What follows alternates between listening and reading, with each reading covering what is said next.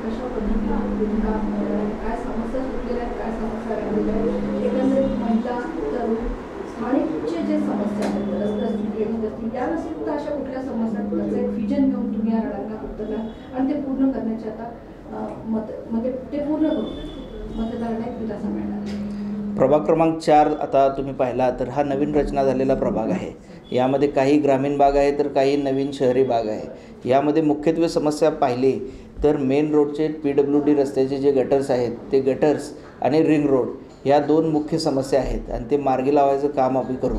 त्याचप्रमाणे जे बांधकाम कामगार आहेत किंवा जे मोलमजुरी करून राहणारे आहेत त्यांच्या योजना प्रभावीपणे राबवणे आणि या ठिकाणी राहणाऱ्या ज्या मोलमजूर करून खाणाऱ्या महिला आहेत त्यांना सगळ्यांना घरकुलचा लाभ कसा मिळेल यासाठी आम्ही अधिक प्रयत्न करणार आहोत.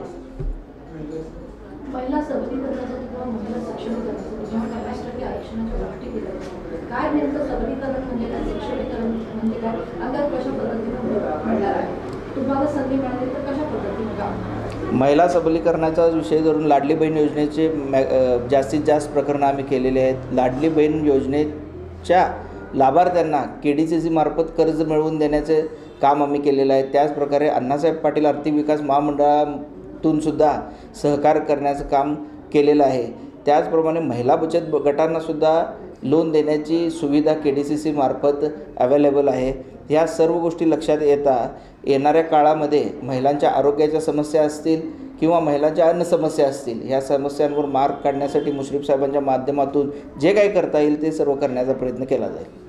रस्ते स्थानिकच्या समस्या नेहमीच्याच आहेत, पण या व्यतिरिक्त असं काय विजन घेऊन एक मतदार एक उमेदवार जेव्हा रडांना असं कुठलं विजन होतं की तुम्हाला असं वाटलं की यामुळेच मला या रडांना उतरायचं? तसं पाहिलं तर ह्या भागाचा विकास ज्या जलद गतीनं व्हायला पाहिजे होता तितका झालेला नाही आहे. वेगवेगळी रिझर्वेशन या भागामध्ये पडलेले आहेत. रिंग रोडमध्ये जे काही मोबदला शेतकऱ्यांचा द्यायचा आहे किंवा रिंग रोडचा प्रस्ताव जो मंजूर करून द्यायचा आहे तो बराच वर्ष रखडलेला होता, तो आम्ही पुढे ढकललेला आहे. जर ह्या गोष्टी झाल्या तर गडिंग्लजची विकासाची गती वाढेल आणि मला खात्री आहे की कडगाव रोडला मारुती देवळापर्यंत चांगल्या पद्धतीनं लोकांना इन्फ्रास्ट्रक्चर डेव्हलपमेंट आणि गिजवणे रोड, वडरगे रोड या बाजूला जाताना जो पूर्ण गडिंग्लजचा फेरा घालून जावा लागतो तर ते न करता अत्याधिक सुविधा उपलब्ध होतील दळणवळणाच्या, त्या दृष्टीनं आम्ही प्रयत्न करणार आहोत. त्याप्रमाणे मॉर्निंग वॉकर्सची संख्या या ठिकाणी खूप जास्त आहे. तर मॉर्निंग वॉकर्ससाठी ओढ्यालगत एक 1.5 किलोमीटरचा ट्रॅक चांगल्या पद्धतीनं करता येतो का हे यासाठी आम्ही प्रयत्न करणार आहे. बऱ्याच मॉर्निंग वॉकर्सना ॲक्सिडेंटचा सामना करावा लागलेला आहे. काही जणांचा त्यामध्ये दुर्दैवी मृत्यू देखील झालेला आहे. ह्या समस्या सगळ्या सोडवण्यासाठी ह्या पुढील काळामध्ये आम्ही एकत्रित प्रयत्न करणार आहोत.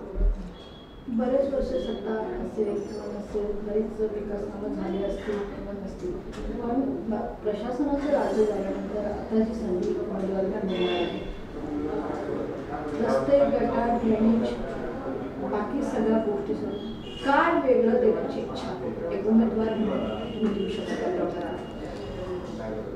रस्ता, ड्रेनेज, लाईट या व्यतिरिक्त जर तुम्ही विचारला तर एक भव्य स्वरूपाचं क्रीडा संकुल करण्याचा मानस आमचा आहे. त्याचप्रमाणे एक भव्य घरकुल ज्यामध्ये गडिंग्लजची अवस्था अशी आहे की गडिंग्लजला गावठाण नाही आहे. गावठांची जागा नसल्यामुळे मुश्रीफ साहेबांच्या माध्यमातून 5 एकर घरकुलसाठी जागा देण्यात आलेली आहे. तर सदर ठिकाणी मोठ्या प्रमाणामध्ये घरकुल उपलब्ध करून देण्याची एक मानसिकता आमची आहे आणि ती पूर्ण करण्यासाठी आम्ही प्रयत्न करू.